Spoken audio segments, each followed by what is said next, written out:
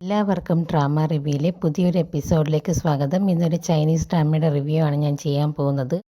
ഈ പയ്യൻ രാത്രി കിടന്നുറങ്ങുന്ന സമയത്ത് അവന് പെട്ടെന്ന് വല്ലാത്ത രീതിയിൽ ബ്രീത്തിങ് ഡിഫിക്കൽട്ടി ഉണ്ടാവുന്നുണ്ട്. അവനൊട്ടും ശ്വാസമെടുക്കാൻ പറ്റാത്ത ഒരവസ്ഥ ഉണ്ടാവുകയാണ്. അവൻ അവൻ്റെ കഴിവിൻ്റെ പരമാവധി ശ്രമിക്കുന്നുണ്ടായിരുന്നു ബ്രീത്ത് എടുക്കാനായിട്ട്. പക്ഷേ അവന് പറ്റുന്നുണ്ടായിരുന്നില്ല. അവനും ഒട്ടും വയ്യാതായപ്പോൾ അവൻ വെള്ളം കുടിക്കാൻ വേണ്ടി വെള്ളം എടുക്കാൻ ശ്രമിക്കുന്നുണ്ട്.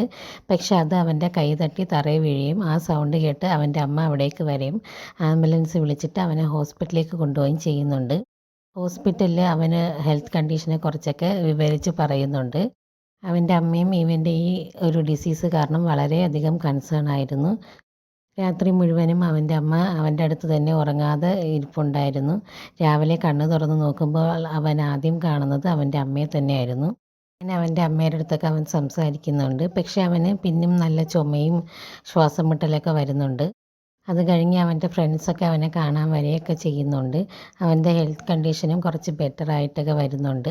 ഒരു ലങ്സിലുണ്ടാവുന്ന ഒരു പ്രോബ്ലം കാരണമാണ് അവന് ബ്രീത്തിങ് ഡിഫിക്കൽട്ടി ഉണ്ടാവുന്നത്. ഈ ഹെൽത്ത് കണ്ടീഷൻ ട്രീറ്റ്മെൻറ്റ് എടുക്കണം എന്നുള്ള കാര്യവും ഡോക്ടർ പറയുന്നുണ്ട്. അങ്ങനെ അവർ ട്രീറ്റ്മെൻറ്റിനൊക്കെ വേണ്ടിയിട്ട് അവിടെ ഹോസ്പിറ്റലിൽ അഡ്മിറ്റ് ആവുന്നുണ്ട്. ഓരോ ദിവസവും അവൻ്റെ ബ്രീത്തിങ് ഇഷ്യൂ മാറാനുള്ള ട്രീറ്റ്മെൻറ്റൊക്കെ ഡോക്ടർ എടുക്കുന്നുണ്ട്. അവൻ ഹോസ്പിറ്റലിൽ തന്നെ അഡ്മിറ്റായിട്ട് അവൻ ട്രീറ്റ്മെൻറ്റൊക്കെ കണ്ടിന്യൂ ചെയ്യുകയാണ്. അവൻ്റെ ഫ്രണ്ട്സും ഫാമിലിയും എല്ലാവരും അവനെ അവിടെ ഇടയ്ക്കിടയ്ക്ക് വിസിറ്റ് ചെയ്യാനൊക്കെ വരുന്നുണ്ട്. അവരൊക്കെ വരുമ്പോൾ അവൻ്റെ മനസ്സും ഒന്ന് റിലാക്സ് ആവുകയാണ്. അവരൊക്കെ വരുമ്പോൾ അവൻ ഇത്തിരി സന്തോഷിക്കുകയൊക്കെ ചെയ്യുന്നുണ്ട്. ഹോസ്പിറ്റലാണെന്നുള്ളൊരു ഫീലിങ്സൊക്കെ അവന് മാറുന്നുണ്ട്. അവരുടെ ഫ്രണ്ട്സും ഫാമിലിയും ഒക്കെ അവനെ മീറ്റ് ചെയ്യാൻ വേണ്ടി വരുമ്പോൾ.